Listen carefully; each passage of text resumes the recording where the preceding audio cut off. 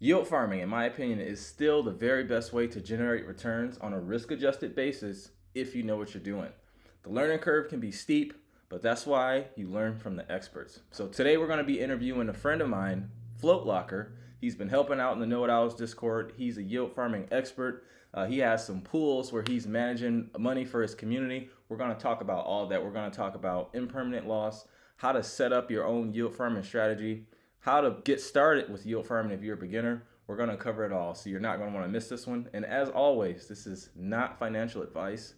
Please use this video for your education purposes only and consult with your financial advisor before making any investment decisions. So we're going to get on with John and let's talk some yield farming. John, how you doing today, my brother? Did you watch the Super Bowl yesterday? I just watched it at home with the family. It was a pretty good game. I didn't Yeah. even watch it. I haven't watched the highlights or anything. I heard the halftime show was good. Did your team win at least? I didn't bet. Actually, I haven't watched much of football all year, but just turn on the Super Bowl, something to watch, hang out. So Yeah, we're too busy watching these farms, man. Watching yeah. over our Yeah, too much other stuff going on, man. Yeah, to Oh yeah, really man. chill. I feel that. Well, hey man, let's go ahead and kick it off. So first, I just want to thank you for the time. Just for the audience, John and I like to consider ourselves expert yield farmers. So we're just coming together to collab, make a video to kind of make it easy to understand and conceptualize yield farming, how to come up with your own strategy, how we view impermanent loss, and how one must get started on their own. Because as you know, yield farming is as deep down the rabbit hole as crypto can get. So before we hop into that, John, if you want to just give like a short background on your professional experience, how you got into crypto, that'd be great. Yeah, sure. Well, I started trading the markets, traditional finance like stocks, options. Started in stocks back in 2009 after the financial crisis, and then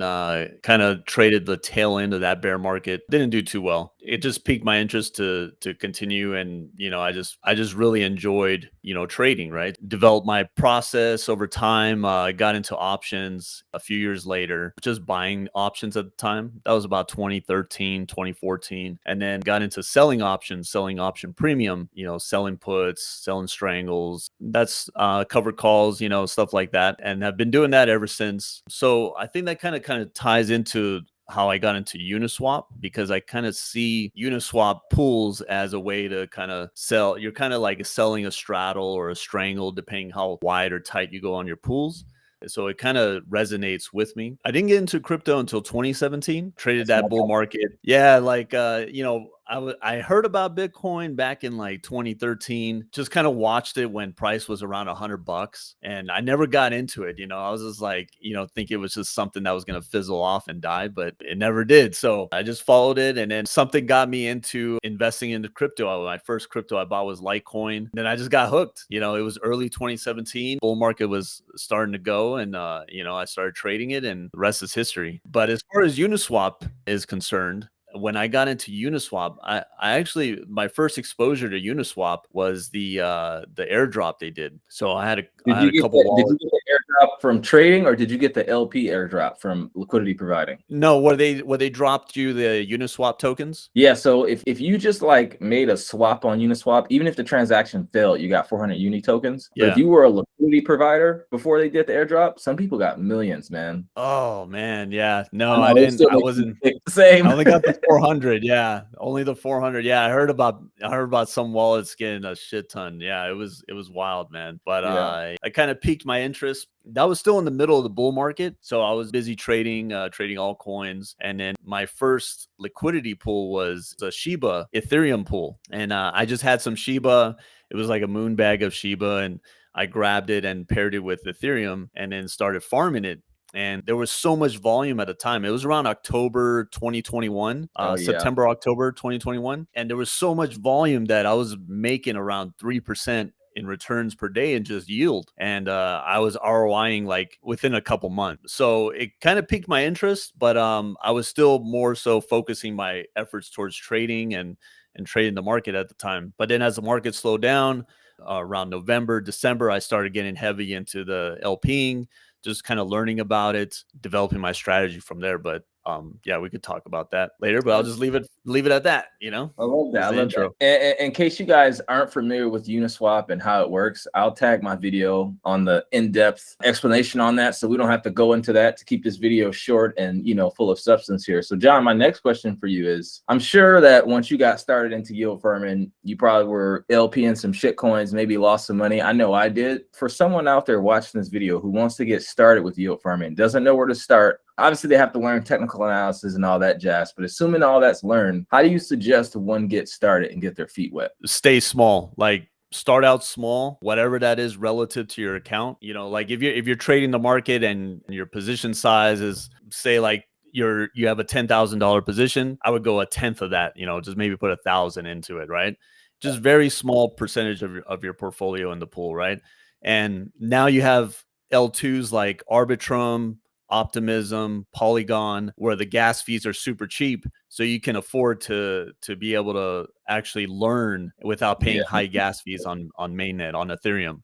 That's what I would suggest first and foremost. And then as far as pools, I would say just stick with the blue chips like Ethereum, Bitcoin, Matic is a good one, and just like the top coins, right? And learn how a liquidity pool works. Just watch it. Don't go too tight on it. And then eventually over time, you're going to develop kind of a strategy that works for you. Like it's different for everybody. Everyone has like a different strategy when it comes to Uniswap. And it's got to fit like how you're going to run your overall strategy, right? So if one strategy, like something I do, will not work for another person, somebody that's very active would like to get more involved, have tighter pools, tighter ranges. But in the beginning, just set them up, watch them, understand how they move, and then use a tool that could track your pools. Like I use APY.vision, and it is a service where you guys subscribe to see all the details, but you can LP, you could put a liquidity pool with their vision token, which you own. They'll just give you the pro access, right? Which is, once you're done, you could just pull out the liquidity pool and you have your money back, right? So it's essentially free, right? You just provide liquidity on their site and you get the access. But I think it's imperative to be able to track all your pools.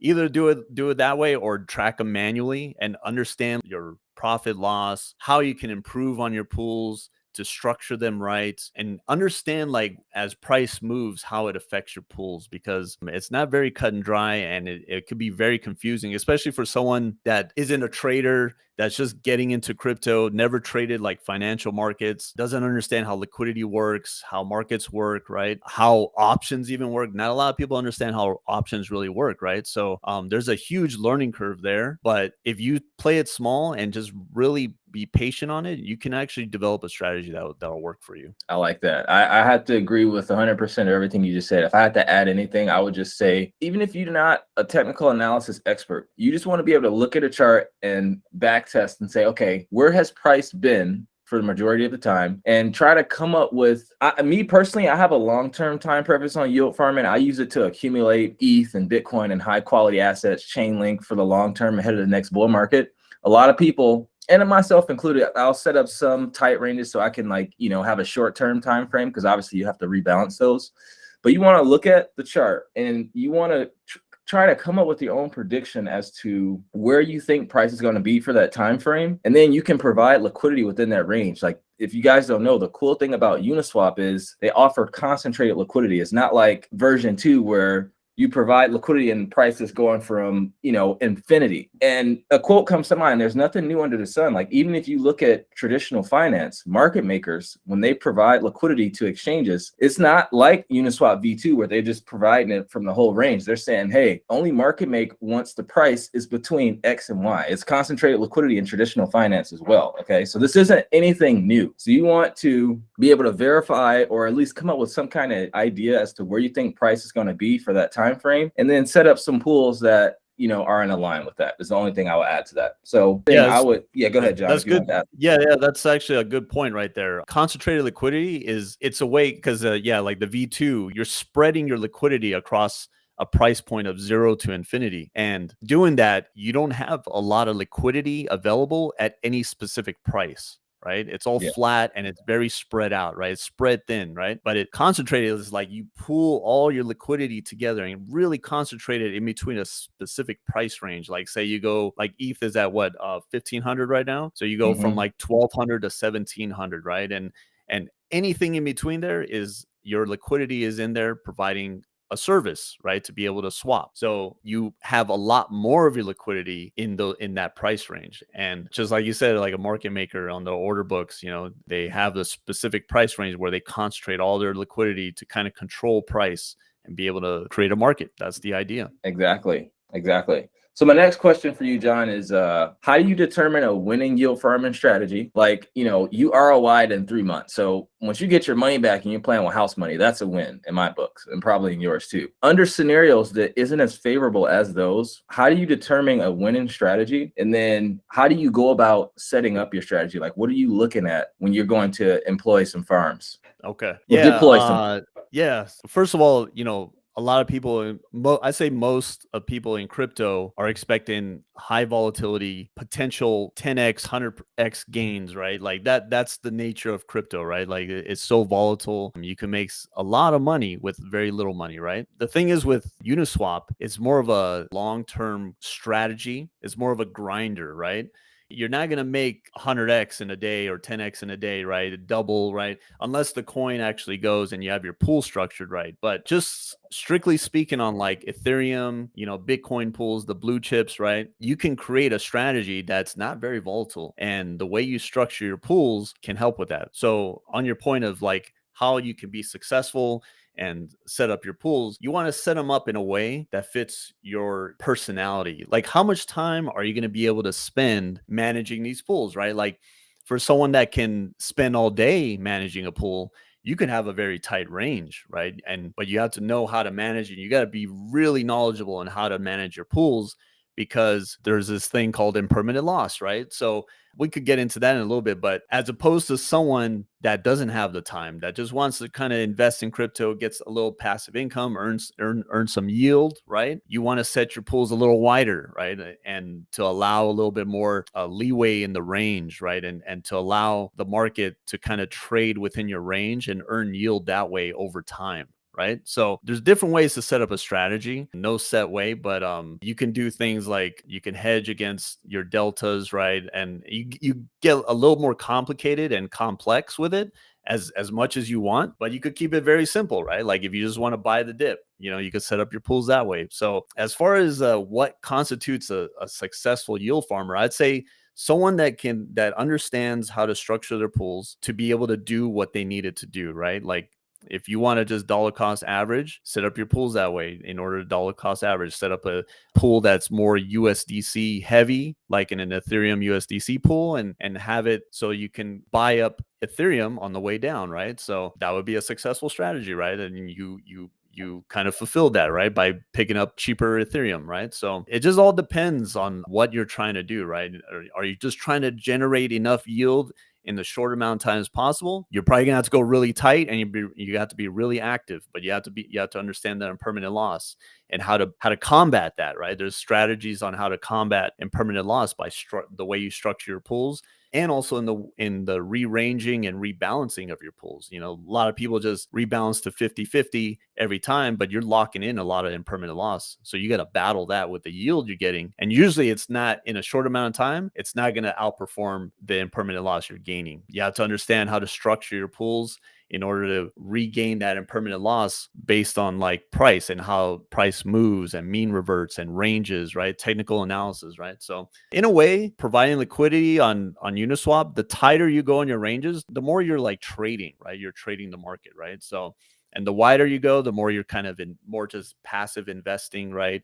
Just kind of buying and earning yield on top of your crypto. So I like that. it's I like kind of a that. And if long I had answer, to but add, yeah. no, There's that's no, good. I don't, it all No, depends on I the agree. person. For me, a win, like, because like you said, there's multiple ways to skin a cat. A win for me, like right now, my strategy is to accumulate as much ETH as I can. And then once ETH rallies, I want to sell that ETH into other alts, the whole cycle of money thing. So me, I'll consider myself winning with that particular strategy because obviously I have different pools with different strategies within each pool. Once ETH goes back up to four grand, $5 grand, eventually hits $6 grand, I'm taking profits at each major price point. It's a win for me, once I take profits, once it hit my price target, and I get to sell all of the ETH that I've been accumulating for this past year and a half. So for me, that would be winning. So to go on to our next thing, let's talk about impermanent loss, because we've kind of just been talking about that here. Talk to us, John, about your thoughts on impermanent loss. How can you beat it? Me personally, like in my ETH USDC pools, I don't worry about impermanent loss, because once price goes out of range or towards the bottom of the range,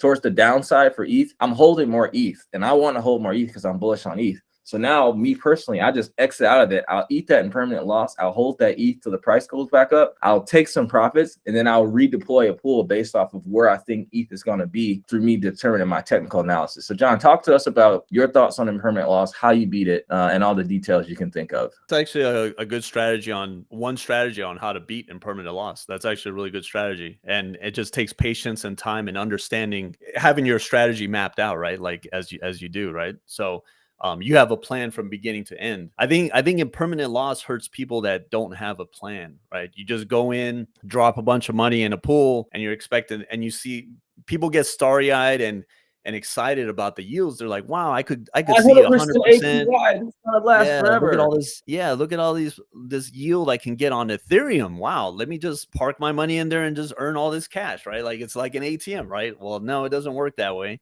because there are trade-offs, right? In markets, there's always a compromise. There's no one set, holy grail. There's no one set golden strategy that's going to make you always a bunch of money with no always risk. Yeah. And one thing is that impermanent loss is a big topic in Uniswap V3. A lot of influencers, a lot of people in the space are either, usually I say most people, not everyone. There's some people that are that understand it and know how to work around it, but most people, they see impermanent loss and they say, okay, because of impermanent loss, you can't be successful in farming on Uni V3. It's just not possible because of impermanent loss. Me being in the markets for so long, for over a decade, and understanding, like, if you compare it to options, and this is where I compare it to options, it's a trade-off, right? So in options, when you're selling options, you're getting a credit, right? And you're earning a credit, and you want price to not move too much so that the option decays and eventually gets to a point where you could close it out and capture that profit, right? Capture most of that credit or even all of that credit. In Uniswap, when you provide liquidity, you kind of want price to stay in a range, right? And just chop around, and with lots of volume, lots of transactions, so you can earn that yield. And it's kind of like the same concept. So impermanent loss, there's factors here that affect it, right? First of all is your range, right? And your time frame, right? If you have a long time frame, you might need a little wider range, right? And you want enough yield to generate to overcome that impermanent loss. So impermanent loss is a given. You're not going to avoid it. It's there. It's just how you manage it, right? And just in a simple pool, simple terms, you want to be able to stay in that pool for as long as possible in order to generate enough yield to overcome that, right? And that comes with like some technical analysis, understanding like you probably want to provide more liquidity, and you could probably go a little tighter in your liquidity pools when there's no trend in the market, when markets are choppy, going sideways, right? That's when you can get really tight and earn that yield. That's a perfect scenario for a liquidity provider. When markets are in an uptrend or downtrend and not much pullback in the ranges, and they just keep trending whichever way they're going, it's a lot more difficult. But you can structure your pools, and understanding when you're in those uptrends and downtrends, you can structure your pools to not only get the yield but also benefit from the price appreciation or depreciation if you have a bearish pool on, right? That's the way I see impermanent loss. And when it comes time to rebalance, right? Say over the course of like 10 days, you're earning yield, but price is going against you, right? And you're like, oh man, I got to rebalance, right? Usually people, they just go rebalance 50-50. The problem with that is that you're locking in all that impermanent loss. You're basically saying, okay, I'm going to lock this in. Now, the problem with that is that, say price is in a range, right? And you locked it in at one end of the range. Now price moves back into the middle of the range or back to the top of the range, right? Now you're getting kind of like a double whammy here, where you're now getting impermanent loss back in the other direction. So you're kind of doubling up on your losses, right? We've all So been there. yeah, and you're like, oh man, like I'm not providing enough yield, and this is where the argument comes, like, hey, this doesn't work, right?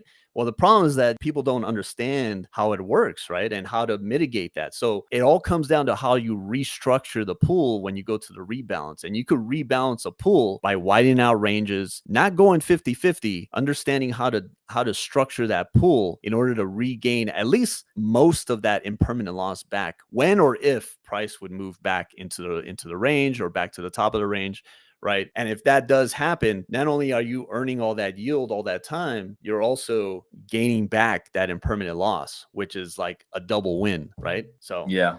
that Yeah. that's the idea. And just understanding, like, I think people that have been trading for a while and been in the markets for a while can understand that quicker. But I think for like any person new in the space, it's gonna be very difficult to understand, because I think you have to understand trading mechanics and how markets work. So in a way, like providing liquidity on Uniswap is kind of like more of an advanced type of strategy for someone that understands markets. But it can be taught, and once you get it, you understand it, and it's actually very easy to understand. But once you Yeah. understand it and know how it works and the mechanics of it, it gets easier. And I think it's actually better than trading the market. Like another thing with impermanent loss is people compare it to traders, right? They're like, well, price moved from 1500 to 1600 Ethereum. If I was just trading it, I would have made much more. If I held, say, one Ethereum, right, from 1500 to 1600, I would have made $100, as opposed to the liquidity provider. They make about a fraction of that, right? They make about, if you're providing one ETH to a 50-50 pool, you're only getting a fraction of that, right? Like say 60-70% of that asset gain, right? Plus the yield on top of it. And people are like, well, I might as well just trade the market. Well, yeah, if you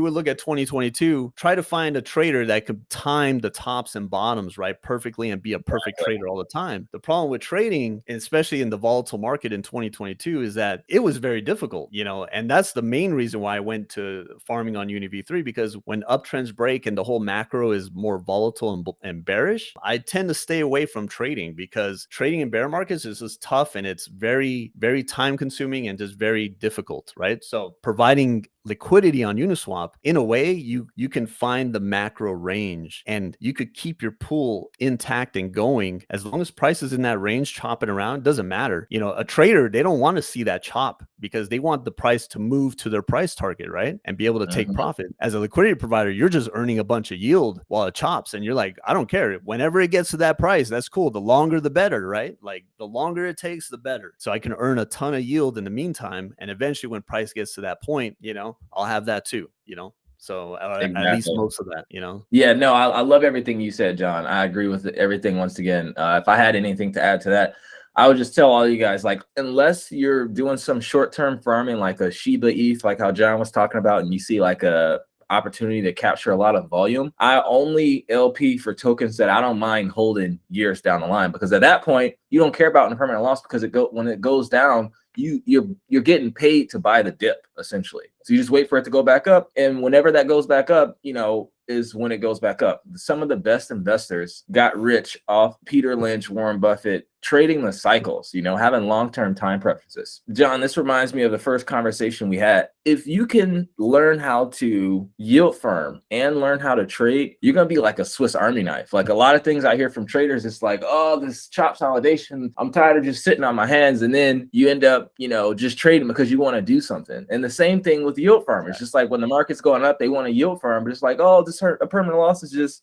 kicking my ass. When you pair the two, you create somewhat of a well-oiled, self-sustainable machine. Let me explain. So it's like, let's say you enter into a trade, and let's say it's a leverage trade. You use some collateral, you win that trade, boom, you take some profits. Now you're in a sideways market. Well, now you can take those profits that you made from that trade and you can yield farm with it. So you can always be doing something and be tactical about it. And now when you're yield farm and you're accumulating these high quality assets, like no one never knows when the bottom is in. But, and I made a video on this actually last week, you can verify once there's a trend reversal. All you look for is a break and retest on the macro chart, and you go down. I go from the monthly to the weekly to the daily to the 4 hour. I don't go any below the 4 hour, right? Same here. Yep. It's like, yeah, so it's like You take those yield farming profits, and now you have more assets through which you can collateralize and enter into another leverage trade once the market's trending again. Once it trends again, you take profits, you yield farm it. So you can always be doing something that's optimal to your profit. All right. And John, that's what I really liked when you were telling me about how you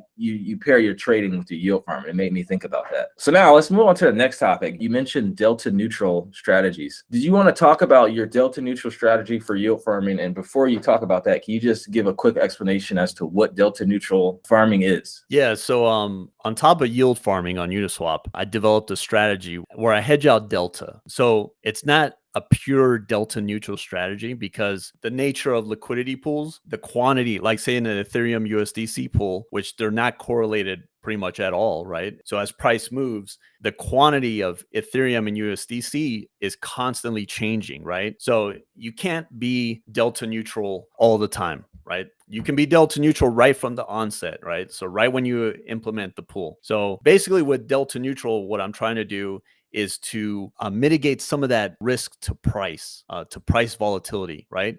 And I want to expose my pool and be able to sit in it longer with a larger amount of money to be able to collect more yield while also mitigating some risk in price, right? So if price would move against me, right, and say I'm hedged 25 to 50% of the pool, right, it's not going to hurt as bad as opposed to being just straight up in the pool, no hedge at all, right? So there's some trade-offs to this now. Say if you're doing it all decentralized, you are using a lot of capital to borrow the hedge on Aave, which is what I do, right? So there's a give and take here, like in markets, right? There's always a give and take. So an efficient way to do it would be to do it on a centralized exchange, use some leverage, short the say on Ethereum USDC pool, you short Ethereum on the centralized exchange, use some leverage to make your capital more efficient, right? And then use the rest of the capital to pool it, right? And you could hedge it that way. That's kind of like the macro overview of my strategy. Okay, I like that. So given current market conditions, ETH is at 15. We got all this regulation flack. You see Brian Armstrong tweeting that he thinks the SEC is going to make it illegal for retail investors to stake. With all that going on, how do you look at yield farming right now? What pools are you in? What pools do you expect to be in for the next, month or so, give or take, if this happens? Like, what's your outlook on the market right now, and how are you executing currently? I'm a lot more bullish on the market actually than I was last year. Actually, throughout the end of 2022, I was very hedged, just trying to accumulate yield. This year, I haven't been hedged until last week, just to kind of mitigate some of the volatility in the market. But just like the thing with Brian Armstrong and Coinbase and the staking, right? I kind of look at it as a bullish thing for DeFi. I was going to say the same thing. Yeah. Yeah, because everyone's just staking their ETH for like a few percent, right, on a centralized exchange like Coinbase and Kraken and whatnot. But you come over to DeFi, man, and it's like, man, you could make way more than that, right?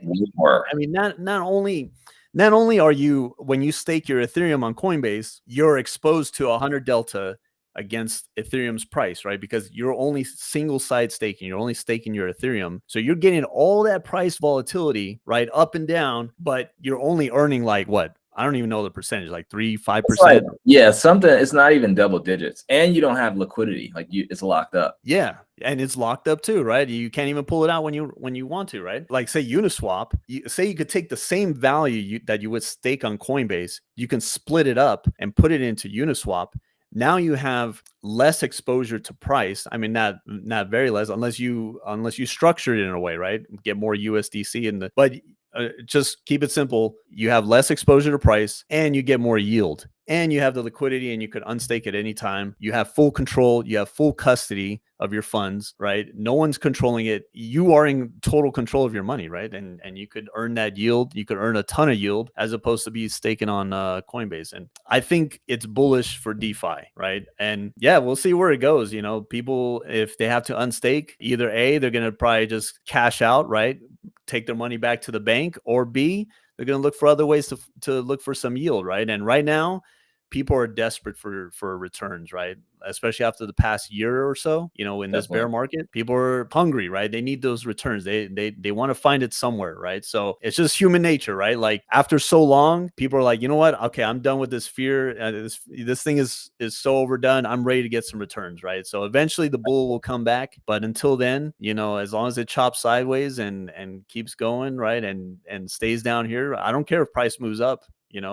I'll still farm that yield until the next bull, right? So I Look at think that's the that. difference between this bear market and the one in 2018, right? Well, if we had concentrated liquidity back in 2018, Yeah. I was back testing the chart. Dude, we could have been in the same range for like a year and a half, man. Yeah, exactly. That's the problem with 2018, right? Like once the bull run was done, it was like, oh shit, why am I holding these coins? It's just sell them off, right? Like I don't even know what's going on, if this thing's gonna last, right? There was so much uncertainty, but now there's been so many developments in the crypto space. So much is going behind the scenes that I'd say the person that's not very active in crypto has no idea, right? There's so much being developed, there's so much being done in DeFi that it's just like, how can you not be bullish on crypto, right? As a whole, especially now, like I have no reason to pull out of the market, right? Especially just sit and earn the yields, and just wait. That's pretty much all I'm doing. I hear that, man. Yeah, and this is just to piggyback on one more thing regarding the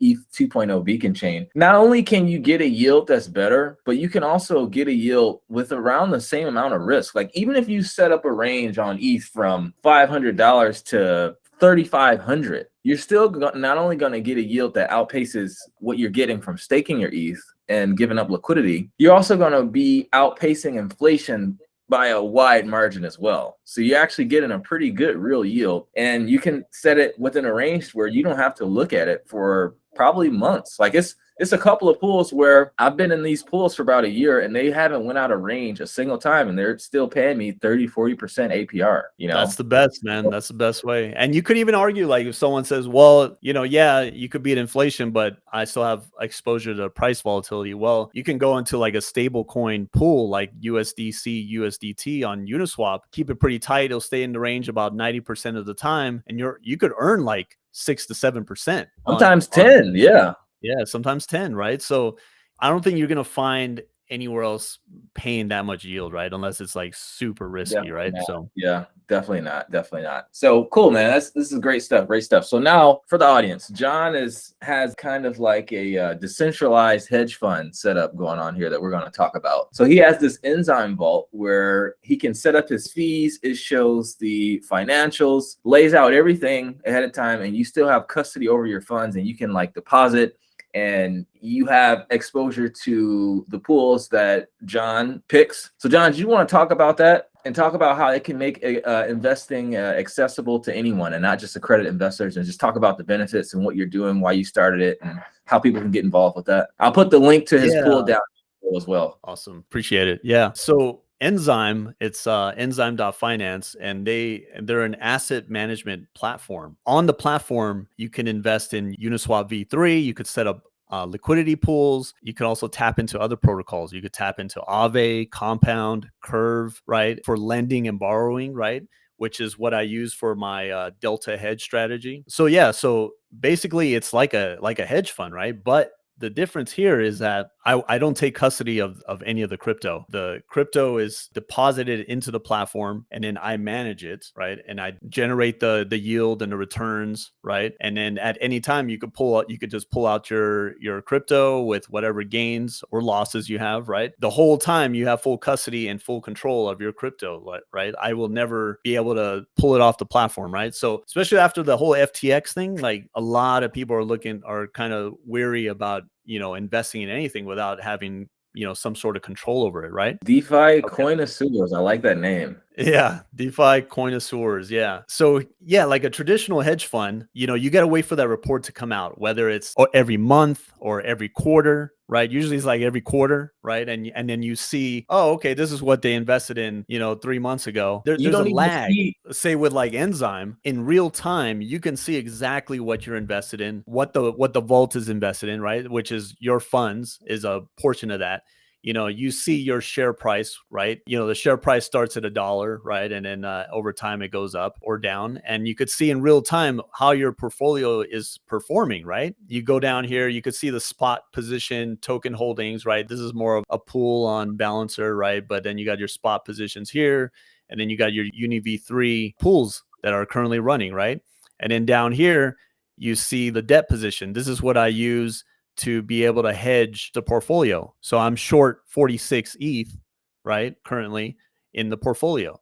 So, and then I manage it and I wait for an opportunity in the market so I can remove the hedge, or if I need to even add to the hedge, right? So I run the strategy that I'm running and I produce these returns. So at any time you could see exactly what's going on. You could see, the financials in real time. You could see, the fees I'm charging, right? All that, right? So Do they ever have to sign any documents, or they just read everything and deposit their stable coins?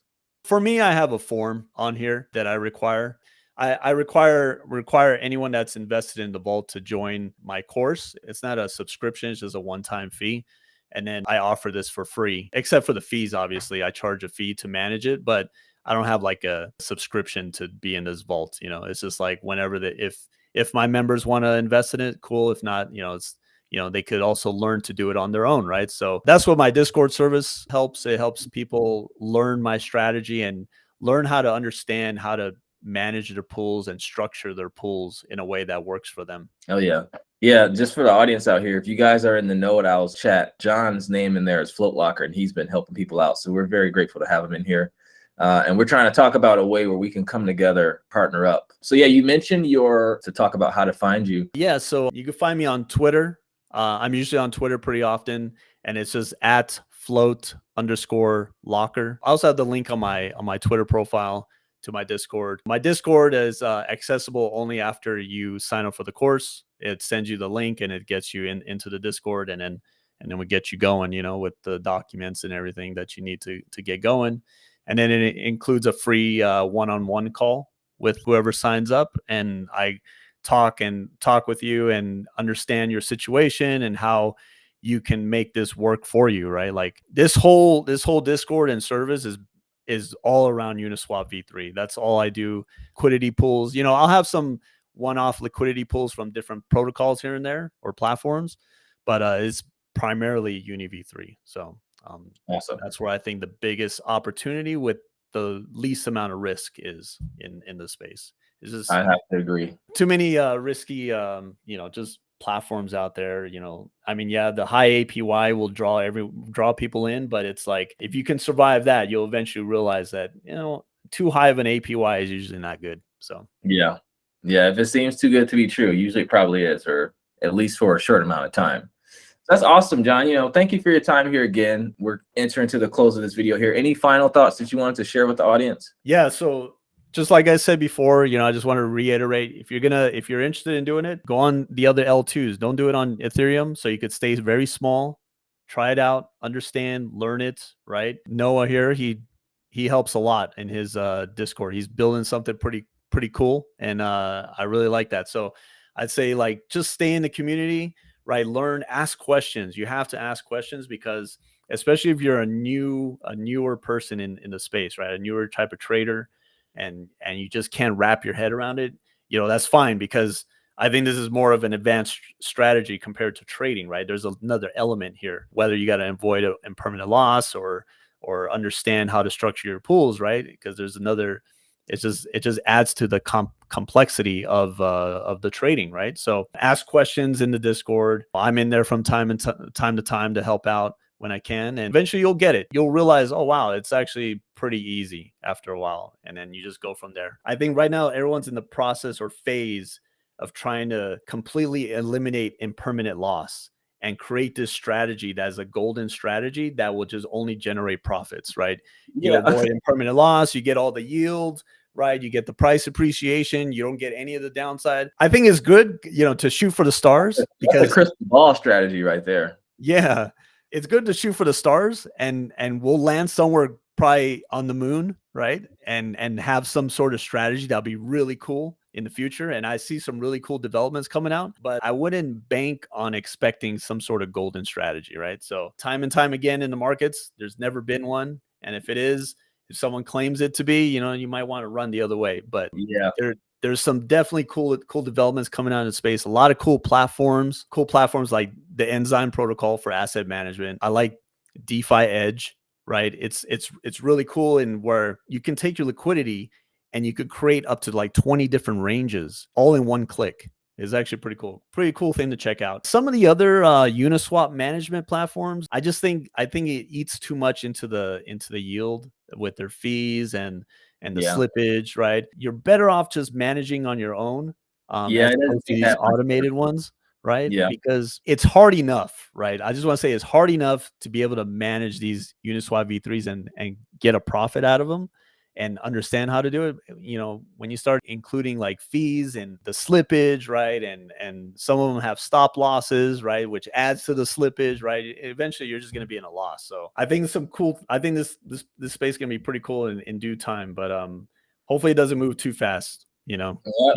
More liquidity the more yield we'll get. Yes. Oh yeah. Well, John, my good brother, I thank you for your time, man. I feel like this video is going to give a lot of value to people. And, you know, like I always like to say, time in the market versus trying to time the market applies to yield farming like nothing else I can think of right now. So, John, we'll appreciate you. And, you know, looking forward to working together here in the future. Yeah, for sure. I'll see you in the Discord. Hell yeah, man.